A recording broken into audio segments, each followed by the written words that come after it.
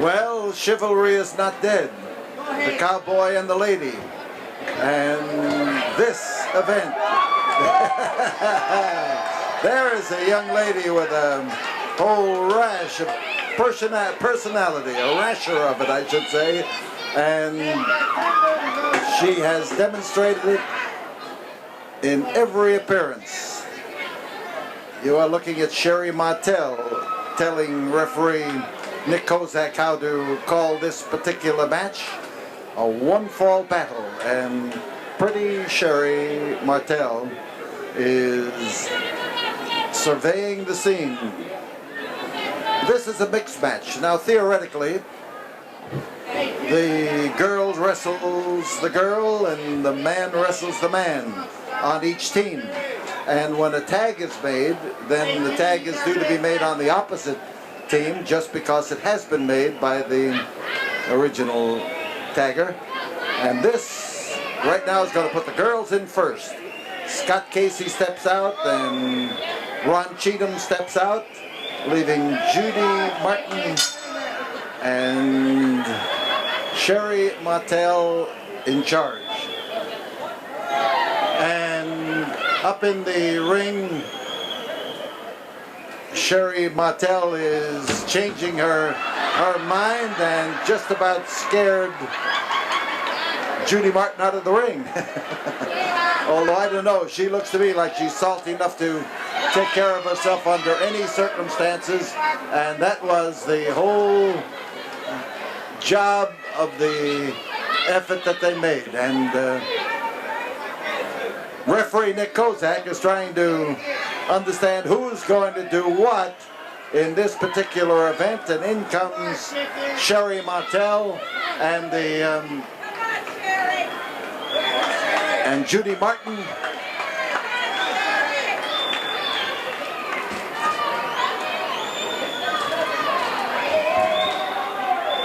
So Judy holds up in the corner. She's still not sure what Scott Casey is going to do, and Sherri has got the fans behind her as she bounces around that ring full of excitement and personality and trying to get Judy to let go of her.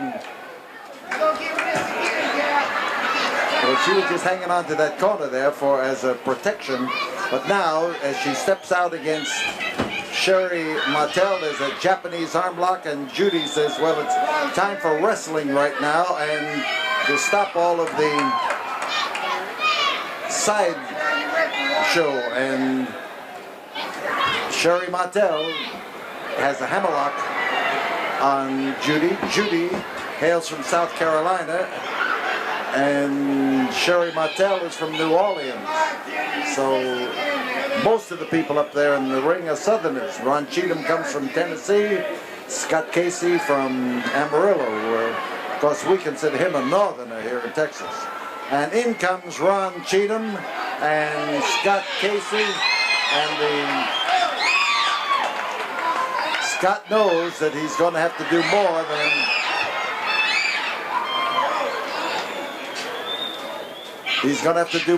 just make faces at a girl over there, because Cheatam isn't joining in the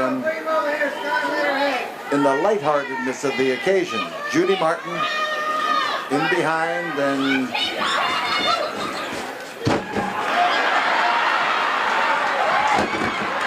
that was Scott Casey's way of trying to scare her into jumping off the ring. She didn't exactly do it. So Scott looks like he has really won the laurels in there with the manner in which he handled Judy Martin that time. Front headlock by Ron Cheatam, and that was Sherri Martin who managed to clobber Ron Cheatam across the face. Good move.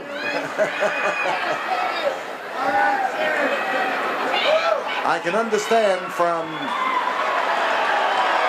well, that was Scott Casey rewarding his partner. Well, you can't reward Ron Cheatam that way. So outside we've got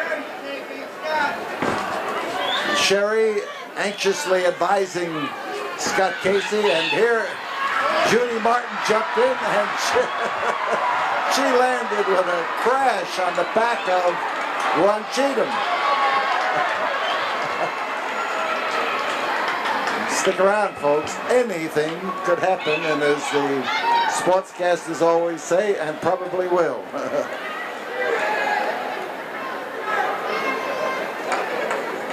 That's Judy Martin backing over into a neutral corner, and Nick Kozak trying to get her out of that corner and over where she can do something. And whoop, she got back fast. Sherri was after her. There's a touch. That means Sherri will come in, and Judy Martin doesn't want to go in, but she's got to. The tag was made on the other side, and that precludes any argument about it. So Sherri and Judy, and full Nelson, the hold. Sherri puts it on, but it's switched quickly.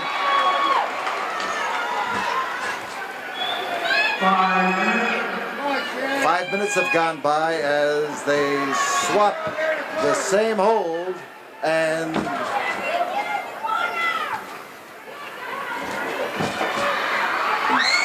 Scott Casey comes in to hang on to Judy Martin.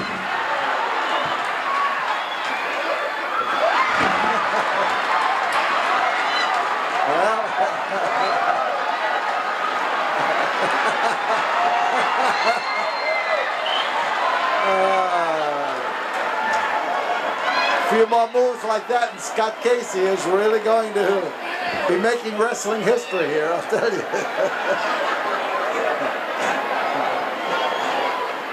That's Sherri, Scott's partner, and Judy Martin is arguing with her irascible partner who doesn't commiserate with her and refuses to give her any advice.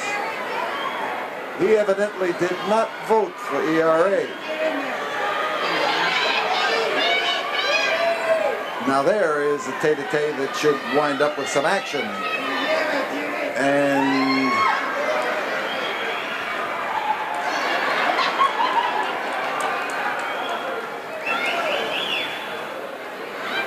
so Scott wants Ron Cheatam to come in. He doesn't want to come in there against the fury of Judy Martin.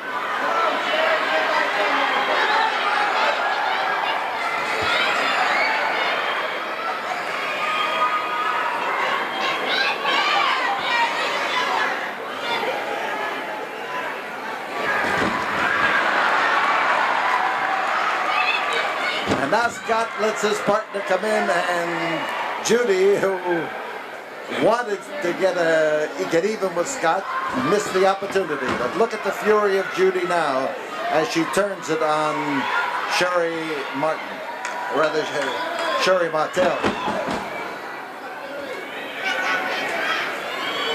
And I tell you, these girls, remember that it is a girl matching her abilities against somebody who is her equal in weight and size, and this is what makes the big difference. Trouble for Sherri Martel, there's no question about it. Judy Martin knows what she's doing in that ring, and you can bet that Ron Cheatam knows what he's doing on the outside of the ring as he stands there innocently and does nothing except to hang on to Sherri's hair. Twisting arm lock, and Judy Martin's ready to do something about it.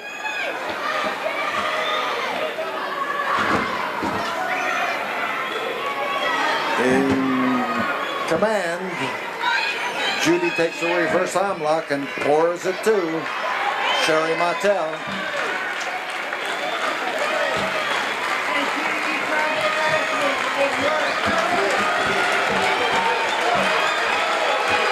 Judy's working on that hand on the blind side of the referee, but he picked it up and decided he was going to break it. Now we've got Sherri in trouble as Judy starts to turn that arm again, same arm, puts it in a position to really injure it, and she follows her opponent around. Scott going around the ring so that he could make the tag, but he missed the opportunity.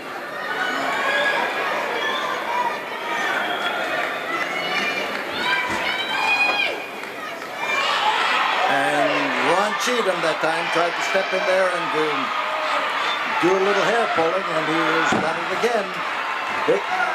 Scott Casey into the ring, and now as they go to work on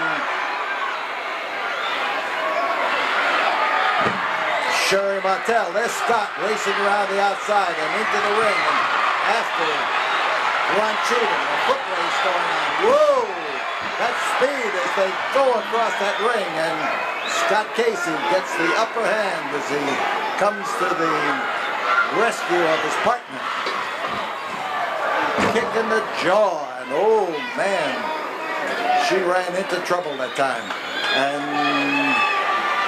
the 10-minute mark has been reached as Sherri reaches out there and tried to make the tag that would have brought a partner into the ring. And Nick Kozak is underneath as Judy Martin starts to work him over, and Nick is trying to get out from underneath, and I think he forgot how. It's been a long time since he's been forced to get out. Scott Casey turns on Cheatam, who is taking full advantage of the situation. Atomic drop. Oh man, he dropped him right on that tailbone, and Scott Casey gets driving in there.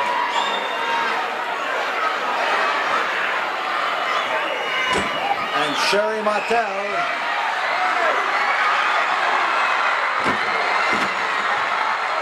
Scott Casey, in a very unlady, gentlemanly manner, dropped her in the most unladylike manner. There is Sherri, who is suffering and trouble as Ron Cheatam is dropped and lands hard. So the entire team is out on the floor right now, and Scott Casey is trying to make things tough for anything that's left around in the ring, like fingers.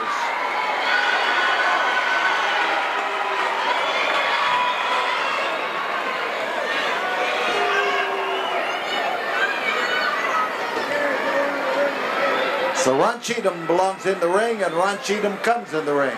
Watch out for Sherri Martel. She is pacing up and down on the floor here, wanting to get at Judy if the situation demands.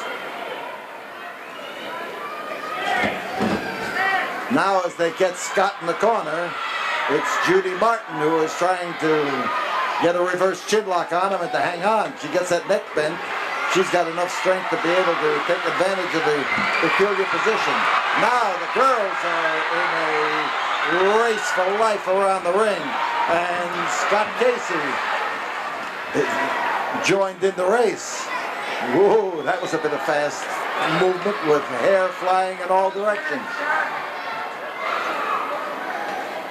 So Ron Cheatam touches and steps out, and now Scott Casey moves over and touches his partner, and the girls come in now to continue in this mixed event here at the Sam Houston Coliseum.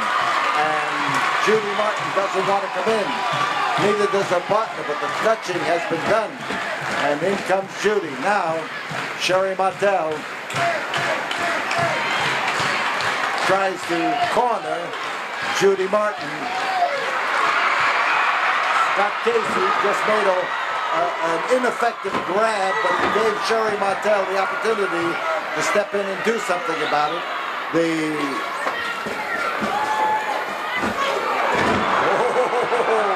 clothesline, and there's one girl who proved that she can handle a clothesline.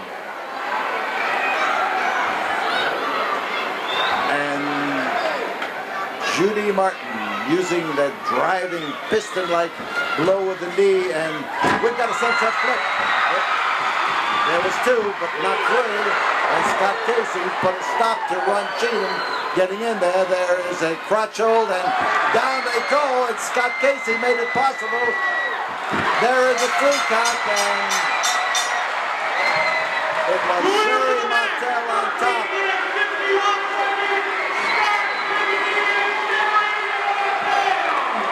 So Scott Casey gave one push in the right direction, and the old schoolboy throw, and they went tumbling down ever after. There are the winners, Scott Casey and Sherri Martel.